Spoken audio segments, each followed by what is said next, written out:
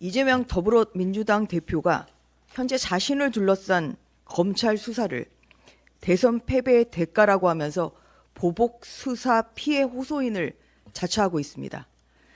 도대체 무엇이 대선 패배의 대가이며 정치 보복 수사란 말입니까?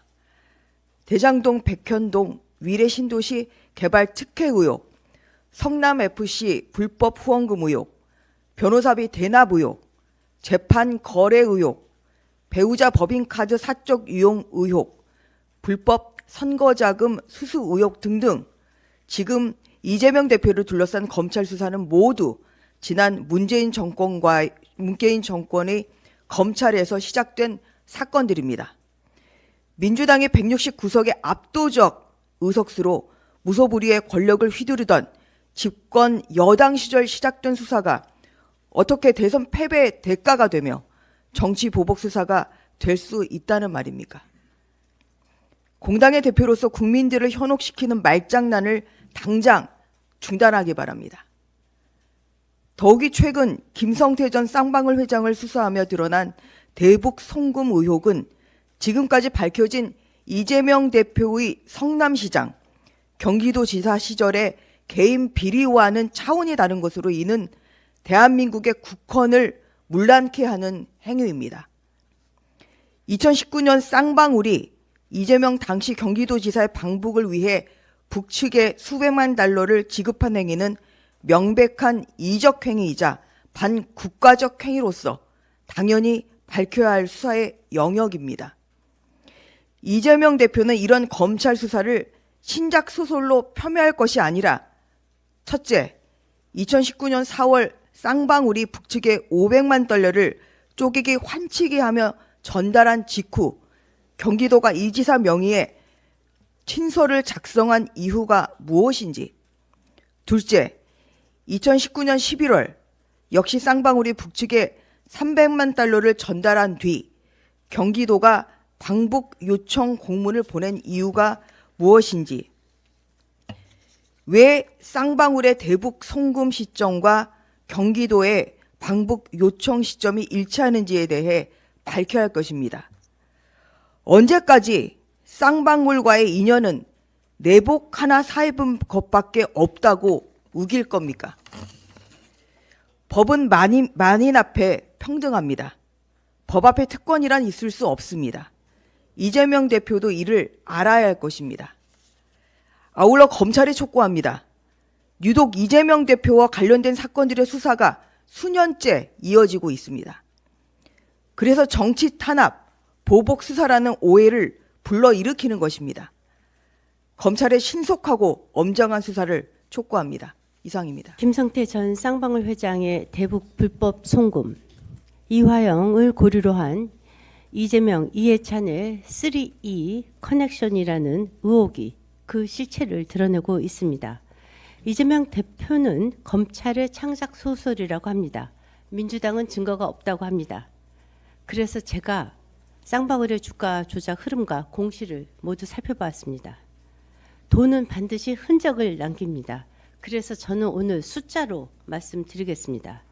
먼저 쌍방울의 계열사인 나노스, 비비안 등에서는 이재명 대표의 최측근들이 칡너쿨처럼 엉켜 붙어 있습니다. 안부수 아태협 회장, 이화영 경기도 평화부지사, 이재명 친형 강제 입원과 관련해서 공직선거법 위반 사건을 대리한 이태영 변호사와 나승철 변호사, 김인수 경기도 고문 변호사, 조계원 경기도 정책수석, 이해찬 전 민주당 대표의 보좌관이었던 황모 씨 등이 사회이사 등으로 기재되어 있습니다.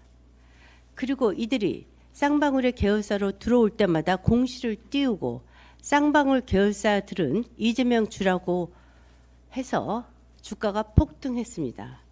특히 쌍방울 대주주는 나노스의 대북 사업과 장밋빛 뉴스로 주가를 띄우고 전환 사채 등으로 자신들의 이익을 극대화하면서 주가 조작을 했습니다.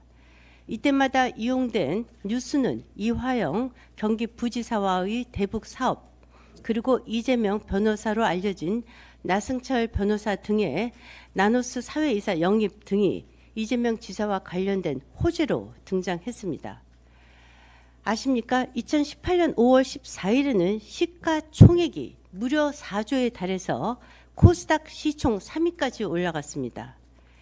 이는 나노스의 기업 가치보다 무려 47배나 많은 시가총액입니다. 어마어마한 뻥튀기입니다. 좀 더 자세히 볼까요? 2017년 쌍방울 금융감독원 전자공시 시스템을 보면 별도 재무제표 기준으로 127억 8천만 원의 영업 손실을 기록했습니다. 그러니까 아무것도 없는 껍데기 회사라는 소리입니다. 당시 중국 베이징 상하이 법인과 지린 공장 등에서 적자가 나는 등 본 사업이 부진한 것에 따른 것입니다. 그런데도 쌍방울은 그해 총 1,442억 원의 당기 순이익을 기록하며 처음으로 흑자 전환했습니다. 영업이익과는 전혀 상관이 없는 전환사채 평가액이 재무제표상의 당기 순이익을 끌어올린 것입니다. 그 수법이 기가 막힐 지경입니다.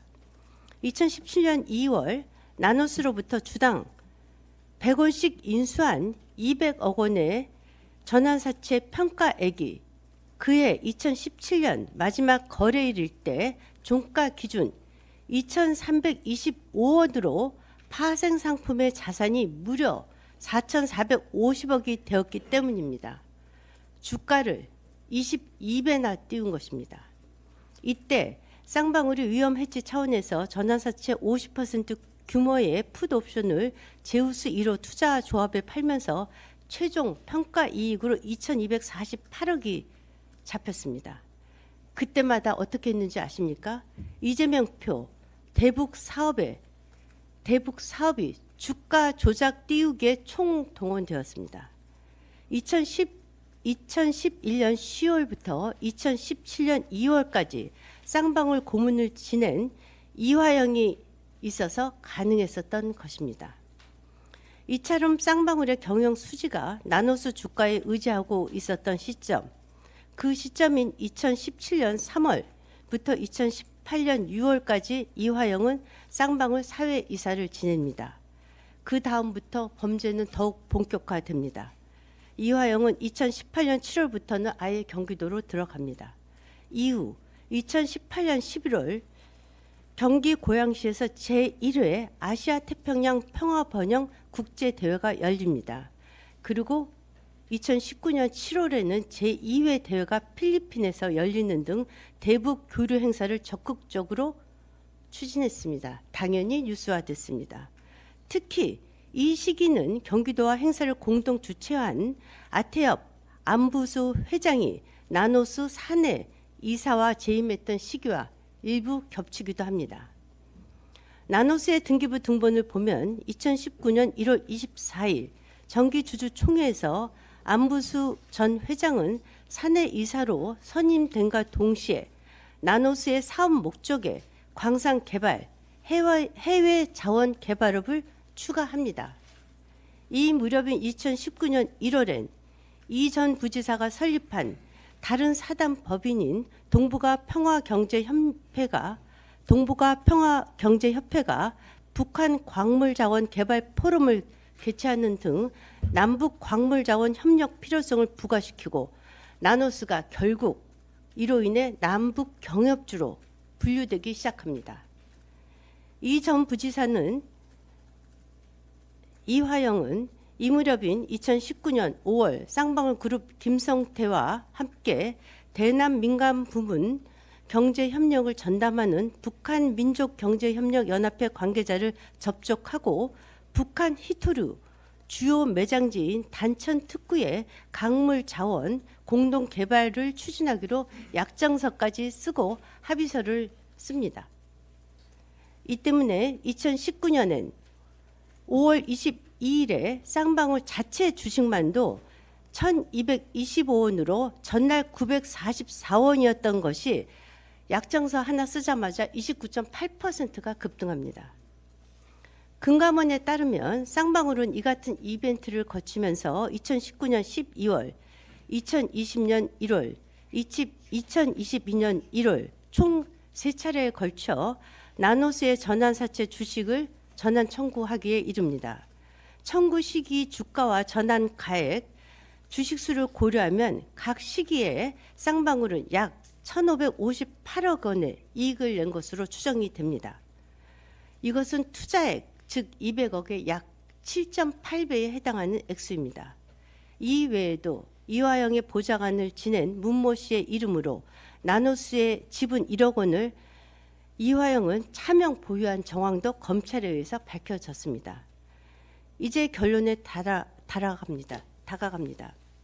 이재명 대표가 경기도지사 시절인 2019년 방북을 위해 북측에 친서를 전달한 것이 31일에 확인되었습니다. 당시 경기도가 작성한 이 지사 명의의 친서 초본과 전달된 최종본 그리고 이후 초청을 요청하는 공문 모두가 현재 검찰에 입수되었습니다.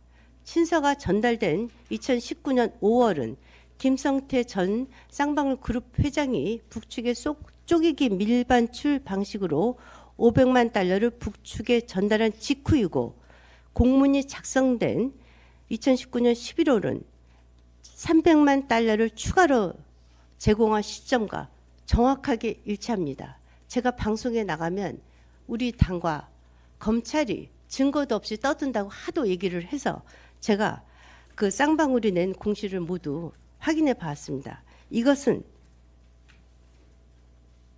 범죄 실력입니다.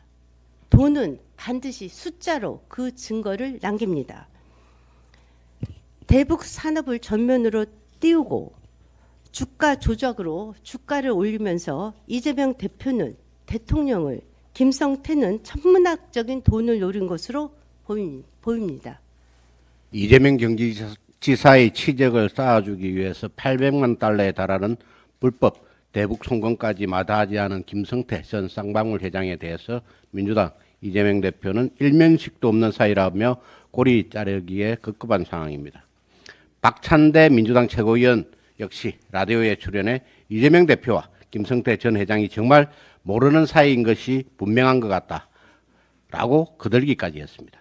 강제북송, 서해 공무원 피격 사건 등 정권의 실정을 철저히 은폐하려는 것도 모자라 산업부, 과기부 등 블랙리스트 작성 의혹까지 문재인 정권의 온갖 불법의 실체가 드러나고 있는 지금 민주당은 이제 문재인 대통령조차 모르는 사람이라고 주장할 태세입니다.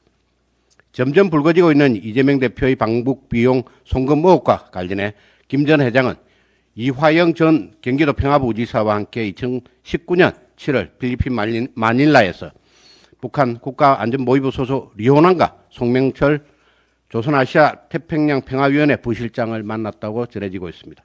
김성태 전 회장이 검찰에 진술한 내용에 따르면 당시 북측 인사들에게 대선을 위해 이재명 지사의 방북을 원하니 협조해달라고 했고, 당시 함께했던 이화영 전 부지사는 이 지사가 다음 대통령이 될 것이라는 취지로 발언한 것으로 알려졌습니다.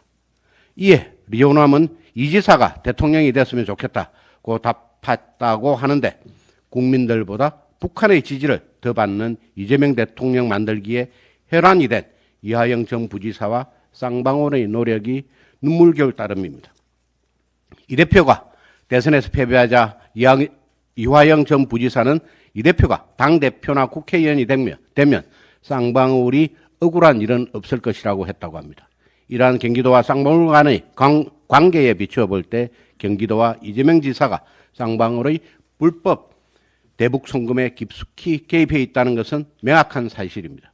만약 이런 범법자들이 희망했던 대로 이재명 지사가 대통령이 됐다면 얼마나 많은 불법이 자행됐을지 우리 국민들이 받았을 고통과 막대한 국가적 손실을 생각하면 너무나 아찔하고 참담합니다. 이제 남은 것은 조속한 진상규명뿐입니다. 검찰의 철저한 수사로 사건의 진실을 낱낱이 밝혀지길 촉구합니다. 이상입니다.